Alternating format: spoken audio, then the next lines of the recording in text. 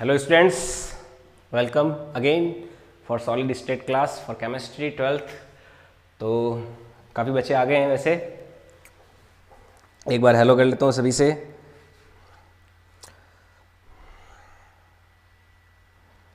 Hello hello, काफ़ी लोग आ गए हैं। प्रहलाद, अनीता, यश, मधु, रेखा, अमर, आदित्य, द्वार, अर्जुन। ओके, तो शुरू करते हैं अपना लेक्चर। कल अपन लास्ट क्लास में कहाँ तक पढ़ा था अपन ने? कल पढ़ा था अपन ने, हम 2D जो अरेंजमेंट है, 2 डायमेंशनल जो क्रिस्टल लैटिस है उसके बारे में पढ़ रहे थे। पहली बात तो भाई क्रिस्टल लैटिस क्या होता है एक बार रिवाइज कर लेते हैं अपन। क्रिस्टल लैटिस होता है कि जो हमारे क्रिस्टलाइन सॉलिड होते हैं। क्रिस्टलाइन सॉलिड कौन से? जो बहुत ज़्यादा वेल अरेंज्ड होते हैं, एक बहुत बढ़िया एक ऑर्डर में होते हैं। तो इस तरह के जो सॉलिड्स हैं वो क्रिस्टलाइन सॉलिड्स कहलाते हैं। तो क्रिस्टलाइन सॉलिड्स में एक जो 2 डायमेंशनल हम जो क्रिस्टलाइन लैटिस देख रहे थे, क्रिस्टल लैटिस के लिए क्या करते हैं, जो एटम्स होते हैं एटम्स को तो हम पॉइंट्स मान लेते हैं और उनको बीच के मिलाने वाली जो लाइन है उसको बॉन्ड्स जो हैं उनको एक लाइन मान लेते हैं। तो इससे हमें एक जालक नुमा संरचना मिलती है, एक लैटिस जैसा फॉर्मेशन मिलता है, उसी को अपन क्रिस्टल लैटिस कहते हैं। तो 2 डायमेंशन क्रिस्टल लैटिस पढ़ रहे थे। पहले 1 डायमेंशन पढ़ा। 1 डायमेंशन में बहुत सारे जो एटम्स हैं एक सीरीज में रखे हमने, तो उसके बारे में मैंने ज़्यादा डिस्कस नहीं किया। फिर 2 डायमेंशनल मैंने क्रिस्टल लैटिस बताए। तो 2 डायमेंशनल क्रिस्टल लैटिस में फिर मैंने एक यूनिट सेल, एक नया आइडिया बताया कि यूनिट सेल जो होती है वो किसी भी क्रिस्टल लैटिस का छोटे से छोटा पार्ट, जिसको हर डायरेक्शन में अगर रिपीट किया जाए तो हमें कंप्लीट जो क्रिस्टल लैटिस है वो मिल जाता है। तो ये एक यूनिट सेल या फिर जो एकक कोष्ठिक है उसकी परिभाषा हमने समझी। फिर हमने एक स्क्वायर यूनिट सेल का एक एग्जाम्पल लिया। फिर हमने हेक्सागोनल यूनिट सेल का भी एग्जाम्पल लिया। हमने 2 तरह के यूनिट सेल पढ़े 2 डायमेंशन में, एक तो स्क्वायर यूनिट सेल, एक हेक्सागोनल यूनिट सेल। तो इन दोनों में हमने फिर कोऑर्डिनेशन नंबर और पैकिंग एफिशिएंसी इनके बारे में सीखा। कोऑर्डिनेशन नंबर क्या होता है कि एक एटम अपने आसपास के कितने एटम्स को टच कर रहा है, इसे क्या बोलते हैं? कोऑर्डिनेशन नंबर कहते हैं। और पैकिंग एफिशिएंसी क्या होती है? पैकिंग एफिशिएंसी होती है कि कितना एरिया ऑक्यूपाई कर रखा है डिवाइडेड बाय टोटल एरिया। एक यूनिट सेल के अंदर कितना ऑक्यूपाइड एरिया है उसको किससे डिवाइड करते हैं? टोटल एरिया से डिवाइड करते हैं और इनटू 100 से मल्टीप्लाई कर देते हैं, तो हमारे पास पैकिंग एफिशिएंसी आ जाती है। फिर कल की क्लास में मैंने स्क्वायर जो यूनिट सेल है उसका पैकिंग एफिशिएंसी भी बताया, उसकी कोऑर्डिनेशन नंबर भी बताए। तो कोऑर्डिनेशन नंबर लगभग 4 आया था और पैकिंग एफिशिएंसी 78% आई थी या 0.78 आया था। तो यहाँ तक हमने किया था। फिर मैंने आपको एक टास्क दिया था कि आपको हेक्सागोनल जो 2D क्लोज पैकिंग में हेक्सागोनल जो यूनिट सेल है उसका पैकिंग एफिशिएंसी एंड उसका कोऑर्डिनेशन नंबर फाइंड आउट करना है। तो वो टास्क मैंने दिया था, काफ़ी लोगों ने अटेम्प्ट किया होगा, और नहीं किया तो अभी मैं आपको सॉल्व करके बताता हूँ कि हेक्सागोनल अगर 2D अरेंजमेंट हो तो उसमें कैसे निकाला जाता है। तो सबसे पहले हेक्सागोनल यूनिट सेल बनाते हैं।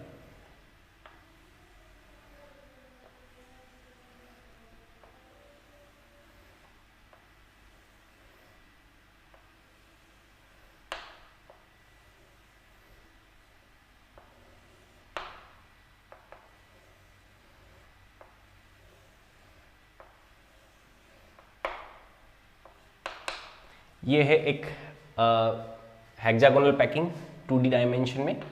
तो हमारा हेक्सागोनल जो पैकिंग का जो यूनिट सेल है ये एक हमारा हेक्सागोनल यूनिट सेल है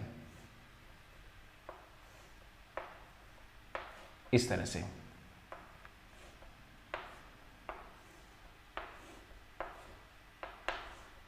ये हो जाएगा हमारा हेक्सागोनल यूनिट सेल।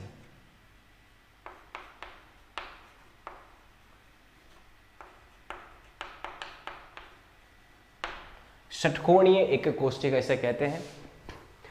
तो पहली बात इसका कोऑर्डिनेशन नंबर निकालने की, तो सबसे पहला काम करते हैं कोऑर्डिनेशन नंबर निकालने का। CN कोऑर्डिनेशन नंबर होता है कि एक एटम अपने आसपास के कितने एटम्स को टच कर रहा है। तो मैं इस एटम को रेफरेंस एटम मानूं, मैं इस एटम को, तो देखो मैं इसका कोऑर्डिनेशन नंबर कैलकुलेट करना है। तो ये एटम आसपास के कितने एटम को टच कर रहा है? 1 2 3 4 5 6। तो हेक्सागोनल यूनिट सेल का 2 डायमेंशन हेक्सागोनल यूनिट सेल का कोऑर्डिनेशन नंबर कितना हो जाएगा 6 हो जाएगा। जैसे square 2 dimensional square unit cell का कोऑर्डिनेशन नंबर कितना था 4, वैसे ही इसका 6 हो जाएगा। अब हम पैकिंग एफिशिएंसी निकालते हैं। पैकिंग एफिशिएंसी निकालने के लिए थोड़ा सा हमें इसको ध्यान से समझना होगा। मैं देखो ये शेडेड एरिया जो है ये वाला, ये एरिया तो है हमारा एरिया ऑक्यूपाइड, जो हमारा एरिया हमने घेर रखा है वो, इतना एरिया हमने घेर रखा है। ये एरिया ये छोड़ थोड़ा ये वाला एरिया क्या है खाली है। तो हमें इस पूरे हेक्सागोनल का एरिया पता होना चाहिए। ये तो हो जाएगा टोटल एरिया, और ये जो शेडेड एरिया ये वाला हो गया, ये हो गया, ये हो गया, ये हो गया, इस तरह से ये एरिया क्या है ऑक्यूपाइड एरिया। तो इस ऑक्यूपाइड एरिया में मैं जब टोटल एरिया का डिवाइड कर दूंगा तो मुझे क्या मिल जाएगा, इस हेक्सागोनल 2D यूनिट सेल के लिए पैकिंग एफिशिएंसी मिल जाएगी। ठीक है, तो देखो ये चीज़ कैसे निकाली जाए। सबसे पहले मैं इस शेडेड एरिया निकालता हूं। तो मान लीजिए एक स्फेयर का रेडियस जो है वो r है। r क्या है, radius of this circle. Okay, r is radius of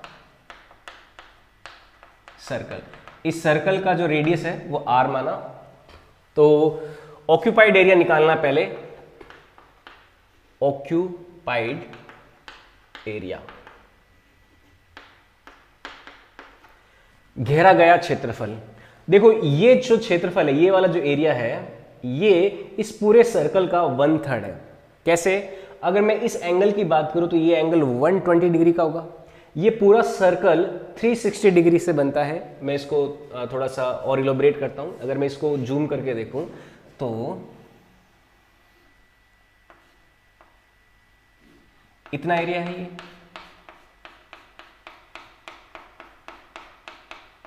और ये एंगल जो है वो 120 डिग्री का है, और टोटल सर्कल का एंगल जो होता है वो 360 डिग्री का है। तो ये जो एरिया है इस पूरे सर्कल के एरिया का कितना हो गया, 1/3 हो गया। क्यों हुआ, क्योंकि 360 में टोटल एरिया है तो 120, क्योंकि 120 क्या होता है 360 का 1/3 होता है। तो ऐसे ये एरिया जो है, ये एरिया हमारे जो सर्कल का टोटल एरिया होता है πr² होता है, ये एरिया कितना हो जाएगा 1/3 ऑफ πr² हो जाएगा। ये जो आपके सर्कल का 1/3 एरिया जो शेडेड है वो कितना हो जाएगा 1/3 πr²। ये बात समझ में आई, बहुत सिंपल सी बात है, पर थोड़ा सा अगर आप मिस हो गए तो आपको समझ में नहीं आएगी। सर्कल पूरे का एरिया πr², ये जो छोटा सा टुकड़ा है ये इस सर्कल का कितना है 1/3 है, 1/3 भाग है। क्यों है, टोटल 360 120 क्या हो गया 1/3 हो गया। ओके, तो ये 1/3 πr² इस शेडेड एरिया, इस शेडेड क्षेत्रफल का, इस शेडेड रीजन का एरिया हो गया। तो ऐसे कितने अपने पास है 1 2 3 4 5 6, तो ऐसे 6 हमारे पास मौजूद है। 6 टाइम्स ऑफ 1/3 πr²। इससे मैंने ये टोटल ऑक्यूपाइड एरिया निकाल लिया।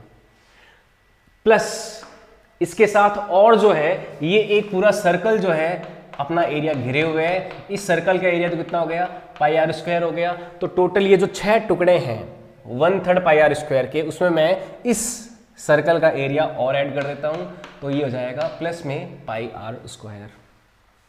ठीक है, अब ये πr² हो गया तो इससे आएगा हमारे पास 6 में 3 का डिवाइड किया 2πr² प्लस πr²। तो इससे जो वैल्यू आएगी फाइनल वो आ जाएगी 3πr²। ये हमारा ऑक्यूपाइड एरिया आया इस हेक्सागोनल यूनिट सेल के लिए। ठीक है, आगे बढ़ते हैं। नेक्स्ट टास्क को तुम्हारा होता है इस हेक्सागोनल का पूरे का एरिया निकालना। ये थोड़ा यहाँ पे हमें थोड़ा कैलकुलेशन करना पड़ेगा। अगर मैं हेक्सागोनल की इस पूरी साइड की बात करूं तो ये देखो 2 सर्कल से मिलके बनी हुई है। तो इस हेक्सागोनल के साइड कितनी है अपने पास 2r है। ये जो हेक्सागोनल है हमारा हेक्सागोनल यूनिट सेल, इसकी जो साइड की लेंथ है वो है हमारी 2r। अब हमें इस पूरे हेक्सागोनल का एरिया निकालना है। तो ये देखो सीखते हैं कैसे निकालेंगे। सिंपल सा मेथड होगा, हम एक ट्राइंगल का एरिया निकाल लेते हैं और उस ट्राइंगल कितने ऐसे ऐसे 1 2 3 4 5 6 ऐसे 6 ट्राइंगल है, उन 6 ट्राइंगल में मल्टीप्लाई कर देंगे। इस ट्राइंगल की भुजा की लंबाई कितनी है 2r और ये भी लेंथ 2r होगी। तो हमें 6 इक्विलेटरल ट्राइंगल्स का एरिया जो है, एक इक्विलेटरल ट्राइंगल का एरिया निकाल लिया, उसको 6 से मल्टीप्लाई कर देंगे तो इससे हमारे पास हेक्सागोनल का एरिया आ जाएगा टोटल। ये पूरा एरिया निकालना है हमें, इसके लिए क्या करना है हमें 6 into area of 1 equilateral triangle. तो देखो 1 इक्विलेटरल ट्राइंगल का एरिया निकालना है तो उसके लिए ये लेंथ 2r, ये लेंथ 2r, बेस पता है, हाइट पता होना चाहिए। हाइट निकालने के लिए मैं यहाँ से एक परपेंडिकुलर ड्रॉ करता हूँ तो ये लेंथ हो जाएगी हमारी r, ये 2r, ये परपेंडिकुलर कितना हो जाएगा रूट में 2r का whole square minus r square. मैंने पाइथागोरस लगा दी, परपेंडिकुलर स्क्वायर में से बेस स्क्वायर घटा दिया तो मेरे पास जो हाइपोटेन्यूज का स्क्वायर में से बेस का स्क्वायर घटा दिया तो मेरे पास क्या आ गया परपेंडिकुलर का स्क्वायर। तो इसकी वैल्यू जो है वो आ जाएगी रूट में 4r square minus r square, यानी कि ये आ जाएगा रूट 3r हमारा आ जाएगा। तो इस ट्राइंगल की हाइट कितनी है रूट 3r। तो इस ट्राइंगल का एरिया ऑफ ट्राइंगल ये कितना हो जाएगा 1/2 half into base into height होता है। बेस कितना है इसका 2r, बेस हो गया 2r इंटू हाइट कितनी हो गई रूट 3r। तो इससे 2 से 2 कैंसिल हो गया, ये हो जाएगा रूट 3r स्क्वायर। ये हमारा हो गया इस एक ट्राइंगल का एरिया। अब जो टोटल एरिया निकालना है अगर इस हेक्सागोनल का टोटल एरिया ऑफ हेक्सागोनल तो वो हो जाएगा 6 time of area of 1 triangle. तो ये जाएगा 6 into root 3r square. Okay, कोई मिस्टेक नहीं है यहाँ पे, 6 time of root 3r square.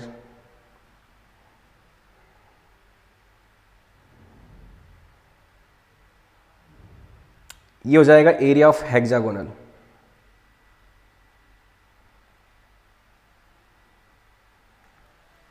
ठीक है, अब पैकिंग एफिशिएंसी निकालनी है PE।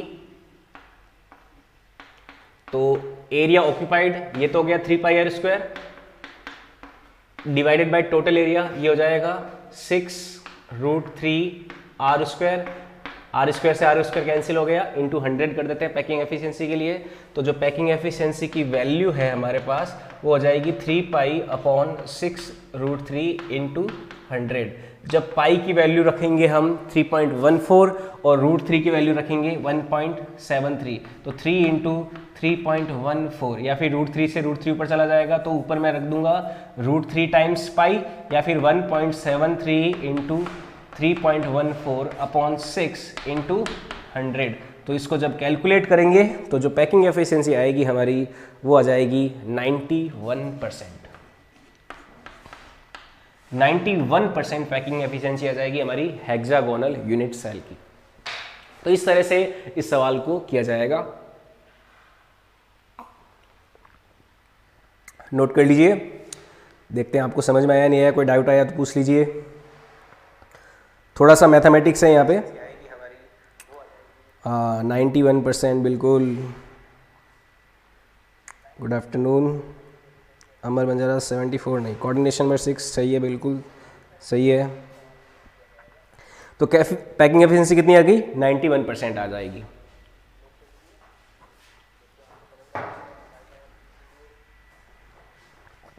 पैकिंग फ्रैक्शन आया समझ में सभी को? आई सपोज थोड़ी सी कैलकुलेशन है बस, जो आपने 10th क्लास तक ज्योमेट्री जो पढ़ा उसी की कैलकुलेशन है, ज़्यादा कुछ है नहीं इसमें। लेकिन इसका मतलब क्या है 91% का, ये भी समझना चाहिए हमें कि 2D अगर 2D अरेंजमेंट में कोई क्रिस्टल फॉर्म होता है तो उसकी हेक्सागोनल अगर फॉर्मेट यूनिट सेल में है वो, तो उसमें एटम्स जो हैं वो 91% एरिया ऑक्यूपाई करेंगे। इसका मतलब ये होता है, ये क्या है अपना 2D यूनिट सेल्स है। इसमें हमने 2 तरह की यूनिट सेल पढ़ी, एक तो स्क्वायर यूनिट सेल और एक पढ़ा हमने हेक्सागोनल यूनिट सेल। ठीक है, तो ये नोट देव मिश्रा, आपका टाइमिंग क्या है? देव मिश्रा, मेरा टाइमिंग है 5 से 6। केमिस्ट्री क्लास 5 से 6 लेने आता हूँ मैं, और 4 से 5 फिजिक्स भी पढ़ाता हूँ। इलेक्ट्रोस्टैटिक पढ़ा रहे हैं अभी उसमें। आगे बढ़े, चलो। ये था 2D यूनिट सेल्स के बारे में। अब हम 3D यूनिट सेल्स के बारे में पढ़ेंगे। 2D यूनिट सेल्स इतना ज़्यादा क्वेश्चंस नहीं होते इसमें, फिर भी कहीं ना कहीं क्वेश्चंस मिल जाते हैं। 3D यूनिट सेल्स बहुत ज़्यादा क्वेश्चंस पूछे जाते हैं इसमें। Simple cubic, face centred, body centred, and centred, तो उन यूनिट सेल्स के बारे में हम पढ़ते हैं। इसको मैं मिटा देता हूँ।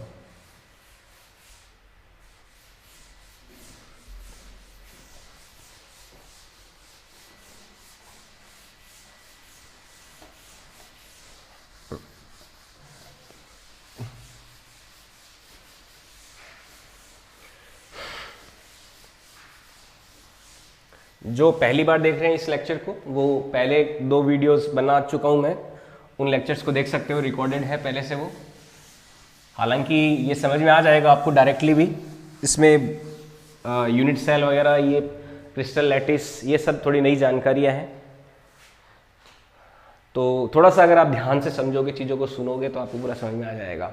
बाकी अगर नहीं आ रहा है तो आप पिछले वाले 2 वीडियोस देख सकते हो, उसमें काफ़ी मैंने चीज़ें डिटेल में बताई है। अभी जो मैं सीधा डायरेक्ट यूज़ कर रहा हूँ। तो अब हम लेते हैं 3D unit cells. 3D unit cell, त्रिविमीय एकक कोष्ठिका। त्रिविमीय, नोट्स भी साथ साथ बनाते रहना। विमीय एकक कोष्ठिका, 3D यूनिट सेल। तो 3D यूनिट सेल में 4 तरह की ये 3D यूनिट सेल्स होती है।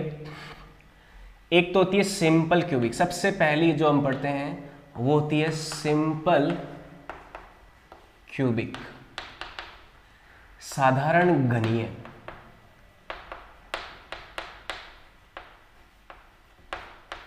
सिंपल क्यूबिक, साधारण घनीय, सबसे पहली यूनिट सेल होती है। क्या होता है इस यूनिट सेल में? सिंपल क्यूबिक क्योंकि 3 डायमेंशन में होती है, मैं सीधा बता देता हूं आपको क्या होता है। 8 कॉर्नर्स, सिंपल क्यूबिक यानी कि क्यूब है। अभी जैसे स्क्वायर के कोनों पे, स्क्वायर जो था उसके चारों कोनों पे एक एक एटम था, तो उसको हमने स्क्वायर 2D यूनिट सेल बोला। हेक्सागोनल के कॉर्नर्स पे एटम्स से, तो उनको 2D हेक्सागोनल यूनिट सेल बोला। तो एक क्यूब के अगर 8 के 8 जो कॉर्नर होते हैं, एक क्यूब जो होता है उसके 8 कॉर्नर्स पे अगर एटम्स हो, ये क्यूब ड्रॉ किया मैंने, इस क्यूब के 8 के 8 कॉर्नर्स पे अगर एटम्स रखे हुए हो, तो इस तरह का जो यूनिट सेल होता है उसे cubic unit cell, simple cubic unit cell बोलते हैं। ठीक है, 8 atoms on all corners of cube. तो एक क्यूब के 8 के 8 जो कॉर्नर्स हैं उन पे अगर एटम हो तो इसको सिंपल क्यूबिक कहते हैं। मैं आपको सिंपल क्यूबिक का इमेज दिखा देता हूँ, 3D इमेज, उससे आपको और ज़्यादा अच्छे से क्लियर होगा।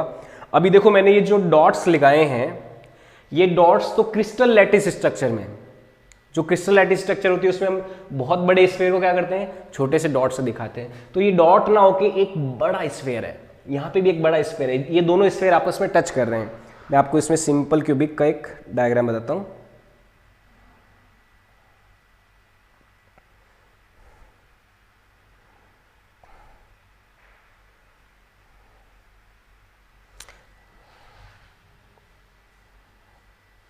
इसको डायग्राम को बना लीजिए, सिंपल क्यूबिक को।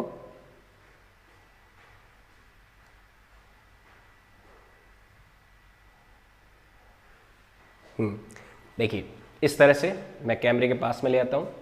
तो सिंपल क्यूबिक जो है उसमें ये एटम्स जो हैं 8 कॉर्नर्स पे रहते हैं इस तरह से, और एक्चुअल में तो ये स्ट्रक्चर होता है इसका। और अपन जो स्टडी में आसानी रहे इसके लिए अपन इसको क्रिस्टल लैटिस स्ट्रक्चर ऐसे पढ़ते हैं, डॉट डॉट डॉट डॉट रहते हैं। एक्चुअल में ये कैसा होता है, इस तरह से होता है।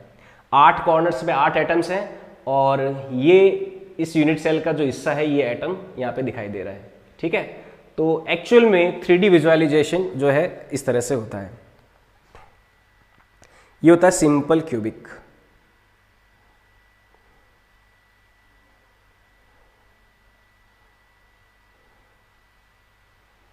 एक और आपको फोटो दिखाता हूं।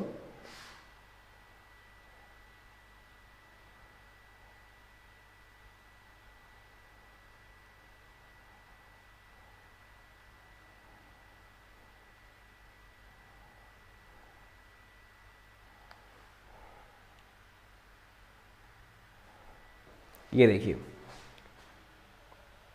अगर बड़े तौर पे देखना चाहें इसको तो ऐसा दिखता है।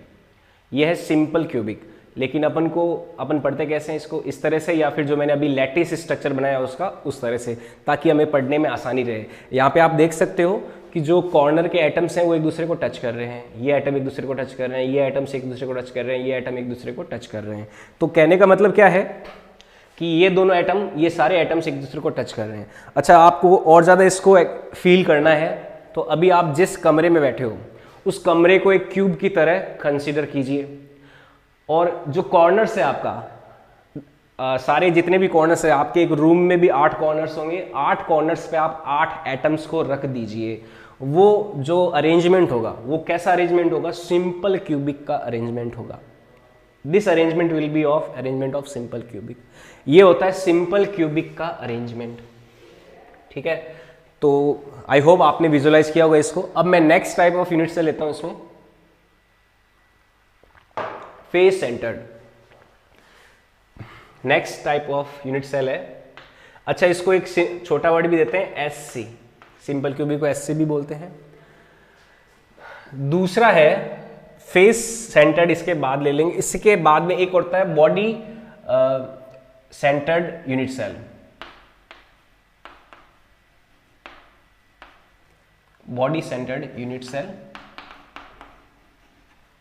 इसको नाम को नीचे लिखता हूं।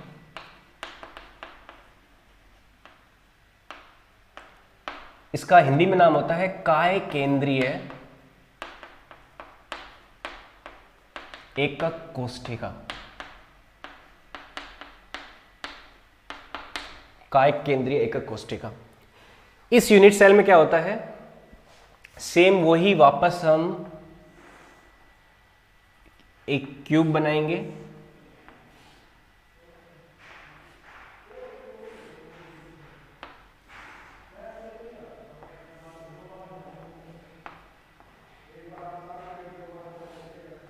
ये क्यूब बनाया, इस क्यूब के 8 कॉर्नर्स पे 8 एटम्स रखे।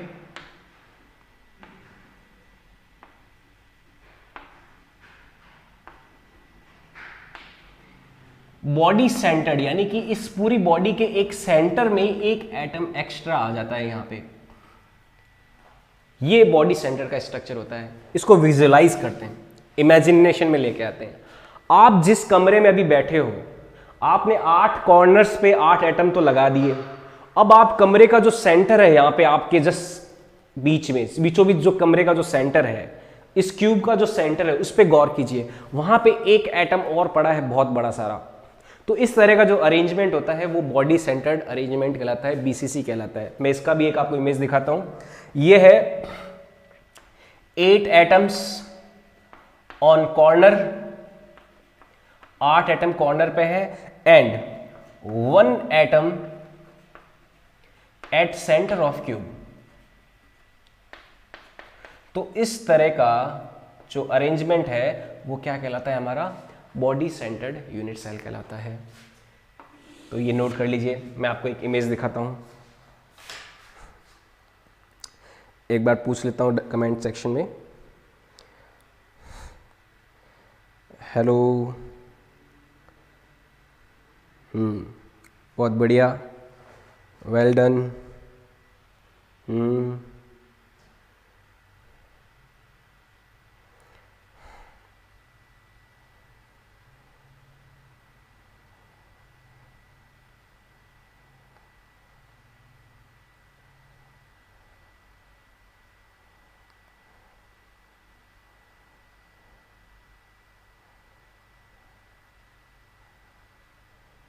देखिए, ये जो इमेज है, ये ये बॉडी सेंटर्ड का इमेज है। इसमें 8 एटम्स 8 क्यूब के कॉर्नर्स पे हैं, लेकिन एक एटम इसके सेंटर में है। तो इस तरह का अरेंजमेंट जो है वो बॉडी सेंटर्ड अरेंजमेंट कहलाता है। अपन क्रिस्टल लैटिस स्ट्रक्चर ये पढ़ते हैं और एक्चुअल में विजुअलाइजेशन इस तरह का होता है।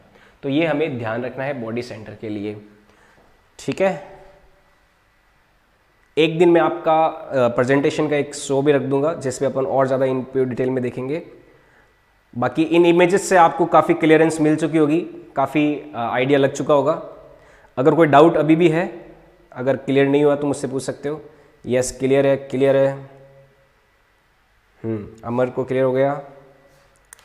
कोई डाउट हो तो बताओ।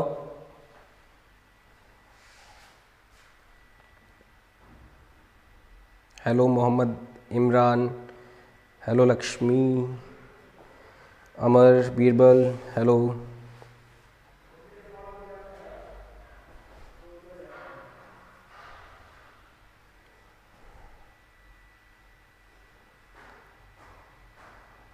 तो ये बॉडी सेंटर्ड हो गया।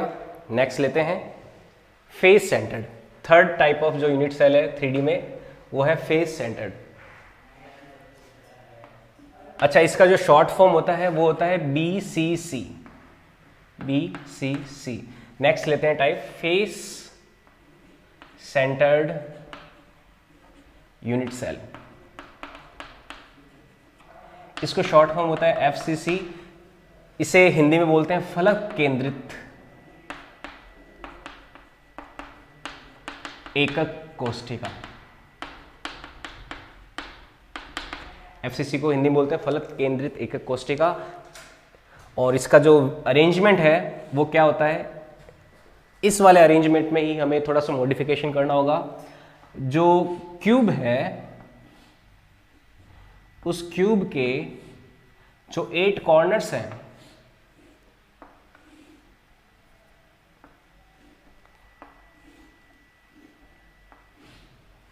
उन 8 कॉर्नर्स पे एटम्स रहते हैं इस तरह से।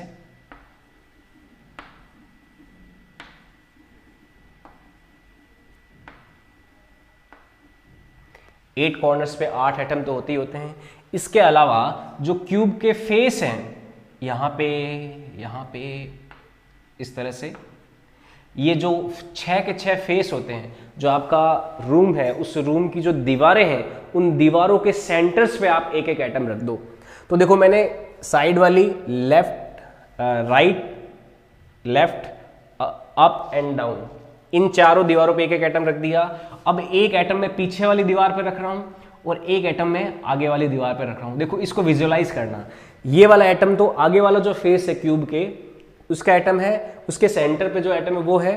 और ये वाला एटम कौन सा है, जो पीछे वाला फेस है उसके सेंटर पे जो एटम है वो है। तो फेस सेंटर्ड में क्या होता है,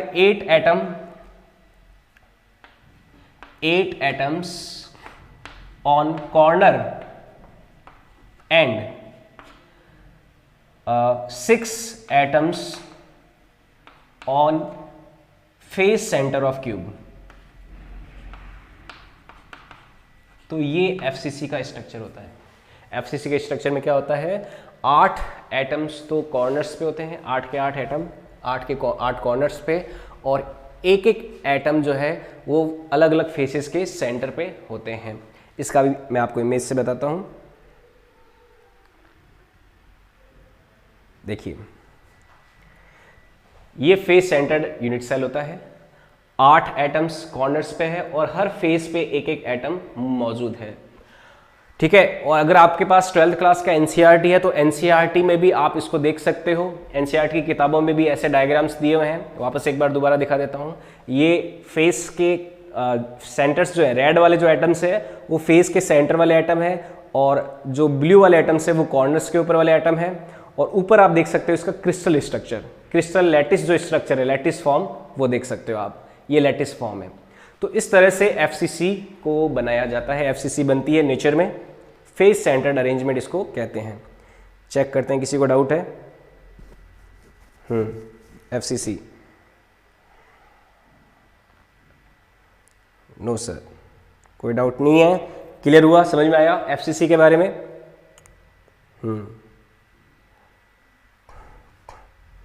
ये हो गया FCC। Face centred unit cell. इसके बाद में एक और यूनिट सेल होता है जो थोड़ा लीस्ट इंपॉर्टेंट होता है, उसको समझते हैं, उसको लेते हैं।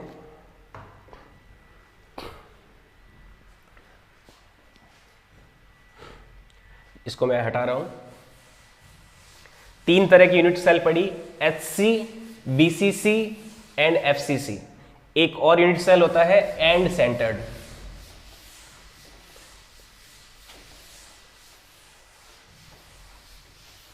उस यूनिट सेल के बारे में पढ़ते हैं।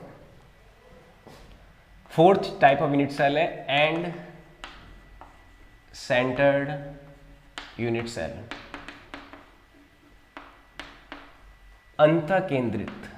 अंत केंद्रीय एकक कोशिका। इसके बारे में पढ़ते हैं। ये क्या होता है, एक क्यूब के जो 8 कॉर्नर्स हैं उस पे 8 एटम्स तो होंगे ही होंगे, इस तरह से।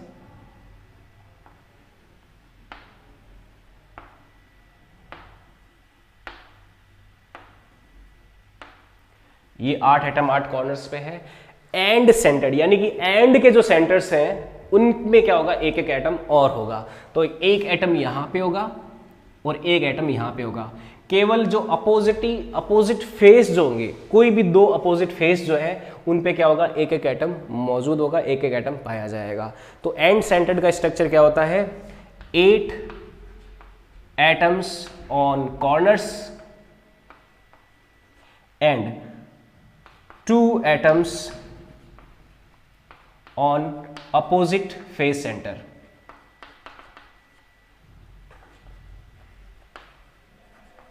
तो जो 2 अपोजिट फेस सेंटर होंगे उन पे 2 एटम पाए जाते हैं। ये एंड सेंटर्ड यूनिट सेल होता है। जो सबसे इंपॉर्टेंट यूनिट सेल्स होते हैं, एक तो होता है simple cubic, body centred and FCC। ये 3 बहुत ज़्यादा इंपॉर्टेंट होते हैं। एंड सेंटर के बारे में हम ज़्यादा डिटेल में नहीं पढ़ते। अभी मैंने आपको चारों टाइप के जो 3D यूनिट सेल्स हैं उनके इमेजिनेशन से आपको बताया कि वो क्या है एक्चुअल में, ठीक है। तो सिंपल क्यूबिक में तो क्या है, सारे के सारे एटम 8 कॉर्नर्स जो हैं एक क्यूब के उस पे हैं। बॉडी सेंटर में 8 कॉर्नर्स एटम्स पे और एक उस क्यूब के सेंटर पे एटम होता है, ये बॉडी सेंटर होता है। फेस सेंटर क्या होता है, जो 8 एटम्स हैं कॉर्नर्स पे तो हैं, लेकिन जो फेस हैं, जो एक क्यूब के फेस होते हैं उनके सेंटर पे भी क्या होते हैं, एटम्स होते हैं। ये फेस सेंटर है। एक क्यूब के अंदर 6 फेस होते हैं, तो 6 फेस सेंटर पे 6 एटम पाए जाएंगे। इसके बाद बात करें अपन एंड सेंटर की, तो एंड सेंटर पे क्या होता है, जो अपोजिट साइड के 2 कोई फेस हो उन पे क्या पाए जाते हैं, एटम्स पाए जाते हैं। तो ये एंड सेंटर होता है। हमें सिंपल क्यूबिक, फेस सेंटर और बॉडी सेंटर को डिटेल में पढ़ना होता है, तो उसे डिटेल में पढ़ेंगे। सबसे पहले मैं सिंपल क्यूबिक को डिटेल में इसका एनालिसिस समझते हैं। सिंपल क्यूबिक को लेते हैं।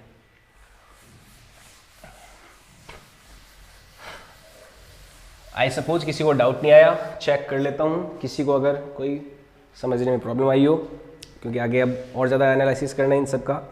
नो डाउट क्लियर है, ओके। अब लेते हैं इसका एनालिसिस।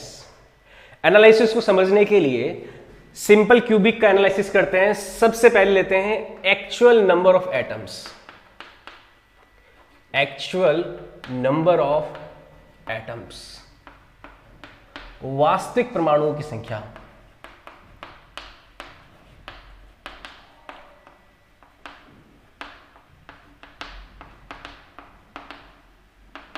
हम सिंपल क्यूबिक का एनालिसिस कर रहे हैं, तो आप जब नोट्स बना रहे हो तो नोट्स में सिंपल क्यूबिक हेडिंग लिख लेना थोड़ा सा, और ये डायग्राम बना लेना, और उसके बाद में हम इसका एनालिसिस शुरू कर रहे हैं।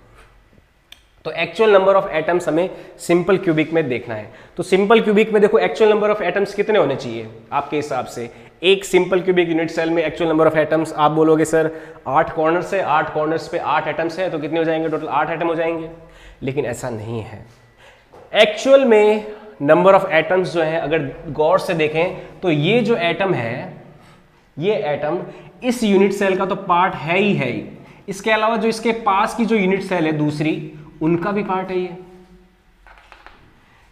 ये जो एटम है वो एटम इस यूनिट सेल का पार्ट है, इसके अलावा इसके पास की और भी जो दूसरी यूनिट सेल उनका भी पार्ट है। अगर आप इसको ध्यान से समझो तो एक एटम जो है वो इस यूनिट सेल का पार्ट है, इसके अलावा राइट साइड, राइट, लेफ्ट, अपर, डाउन, हर तरह उसको एक और भी दूसरी यूनिट सेल ने घेर रखा है। तो अगर आप कैलकुलेट करोगे कितनी नंबर ऑफ यूनिट सेल्स हैं तो देखो 1 2, ठीक है, 3 4, 4 तो नीचे हो गई और 4 ही इसके ऊपर हो जाएगी यूनिट सेल्स। जैसे एक कॉर्नर वाले एटम को आप ऑब्जर्व करो तो मैं इस कमरे में ये अपना कुछ कंट्रीब्यूशन दे रहा है, इसके अलावा इसके पास वाले कमरे में भी कंट्रीब्यूशन दे रहा होगा, उधर वाले कमरे में, डायगोनल वाले कमरे में, तो ऐसे नीचे तो 4 कमरों में अपना कंट्रीब्यूशन दे रहा है और ऊपर फिर 4 कमरों में अपना कंट्रीब्यूशन दे रहा है। तो एक कॉर्नर वाला एटम टोटल कितने कमरों का हिस्सा है? ये 8 कमरों का हिस्सा अपने आप में है।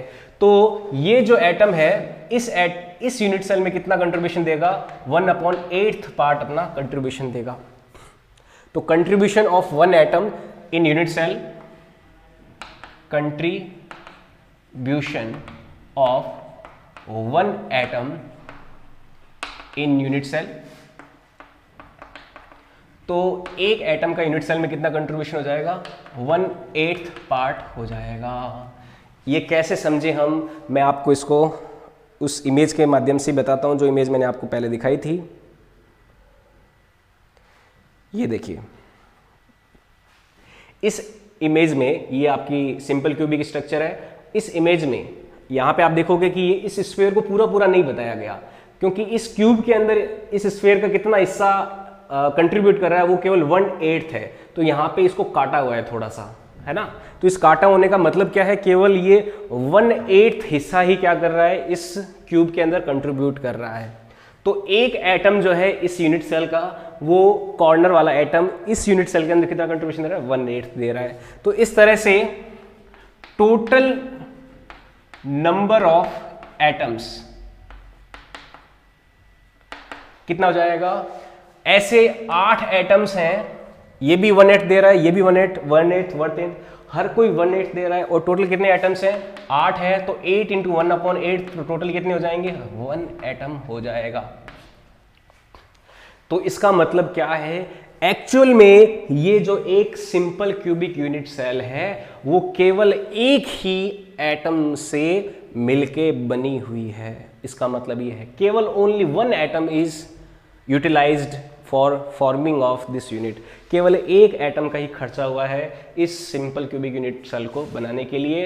एक्चुअल में तो 8 एटम्स हमें दिख रहे हैं, परंतु उन 8 एटम्स के जो कंट्रीब्यूशन है उनको जोड़ेंगे तो हमें केवल एक ही एटम मिलेगा। ठीक है, इसका मतलब ये है। ठीक है, तो इसमें एक पॉइंट लिख लोगे, 1 atom is utilised effectively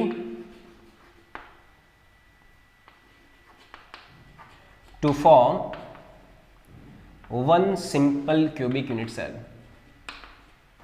simple cubic unit cell।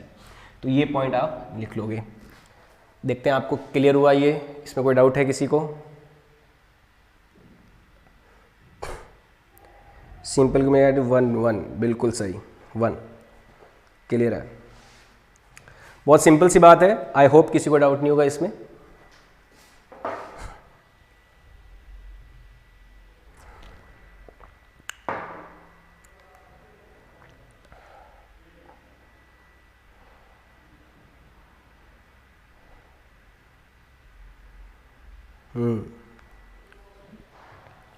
ये हो गया एक्चुअल नंबर ऑफ एटम्स किसमें? सिंपल क्यूबिक में।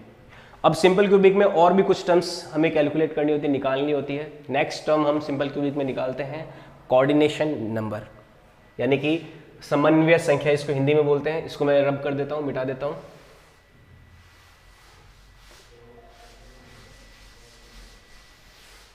तो कोऑर्डिनेशन नंबर क्या है एक सिंपल क्यूबिक स्ट्रक्चर का? कोऑर्डिनेशन नंबर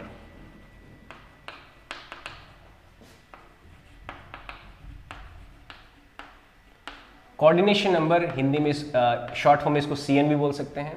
तो कोऑर्डिनेशन नंबर क्या होता है वो चेक करते हैं। कोऑर्डिनेशन नंबर क्या था? अच्छा, 2D में हमने डिफाइन किया था कि एक एटम अपने नेबरिंग कितने एटम्स को टच कर रहा है। उस संख्या को हम क्या बोलते हैं, कोऑर्डिनेशन नंबर बोलते हैं, CN बोलते हैं। तो यहाँ पे अपन चेक करते हैं कि एक एटम कितने एटम्स को टच कर रहा है अपने पास वाले। तो देखो ये एटम जो है किस किस को टच कर रहा है, 1 2 3, इन 3 एटम्स को ये एटम टच कर रहा है। तो अब इस एटम का कोऑर्डिनेशन नंबर क्या 3 होना चाहिए? जी नहीं। क्यों? क्योंकि अभी तक हमने केवल इस एक यूनिट सेल को कंसीडर किया है। ये एक एटम आसपास की बहुत सारी यूनिट सेल से जुड़ा हुआ है, तो एक इसके आगे, एक इसके नीचे, एक इसके ऊपर हो जाएगा, एक इसके पीछे वाला हो जाएगा एटम, एक इसके साइड वाला एटम हो जाएगा, इस तरह से। तो ये एक एटम जो है कितने और दूसरे एटम्स को टच कर रहा है, 1 2 3 4 5 6। तो यहाँ पे एक यूनिट जो सिंपल क्यूबिक यूनिट सेल है उसमें जो एटम होता है वो अपने आसपास के 6 दूसरे एटम्स को भी क्या कर रहा होता है, टच कर रहा होता है। तो सिंपल क्यूबिक यूनिट सेल में कोऑर्डिनेशन नंबर कितना, 6। तो कोऑर्डिनेशन नंबर कितना हो जाएगा, 6 हो जाएगा। ये आपको विजुलाइज करके निकालना होगा। इसमें भी ये कोई फॉर्मूला नहीं है मैथमेटिक्स का, इसमें आपको इमेजिनेशन से ही कैलकुलेट करना होगा। कॉर्नर का एटम है, साइड वाले एटम्स को टच कर रहा है, इसके अलावा ये साइड वाले एटम्स को टच करेगा। आप अपने रूम का जो कॉर्नर का एटम है उसके बारे में सोचो, एक इसके आगे वाला एक एटम, फिर नीचे वाला, फिर पास वाले कमरे का जो दूसरा कॉर्नर वाला एटम वो, फिर उधर वाले कमरों के जो 2 एटम्स हैं उनको, और एक फिर ऊपर वाले कमरे जो है उनके एक एटम को टच कर रहा है। तो ये एक कॉर्नर का एटम अपने आसपास के 6 एटम्स को टच कर रहा है, एक आगे, एक दाएं, एक बाएं, एक पीछे, 4 तो ये, एक ऊपर और एक नीचे। तो टोटल 6 एटम्स को ये टच कर रहा है। ये कोऑर्डिनेशन नंबर है सिंपल क्यूबिक का। ठीक है, आई बात समझ में? तो इस तरह से कोऑर्डिनेशन नंबर निकाला जाता है। नेक्स्ट जो चीज हम निकालने वाले हैं इसमें वो है पैकिंग एफिशिएंसी। अच्छा, इसका हिंदी में नाम कोऑर्डिनेशन नंबर का समन्वय संख्या होता है, ये ध्यान रखें हिंदी मीडियम में जो देख रहा है बच्चा।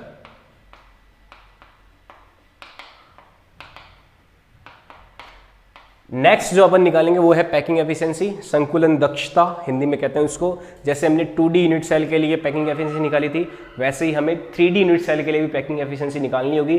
तो पैकिंग एफिशिएंसी कैसे निकालेंगे उसका फॉर्मूला मैं आपको बताता हूं। पहले तो पैकिंग एफिशिएंसी जो 3D यूनिट सेल में, क्योंकि देखो 2D यूनिट सेल में तो एरिया ऑक्यूपाइड था, कितना टोटल एरिया, ऊपर ऑक्यूपाइड एरिया इंटू 100 करते थे।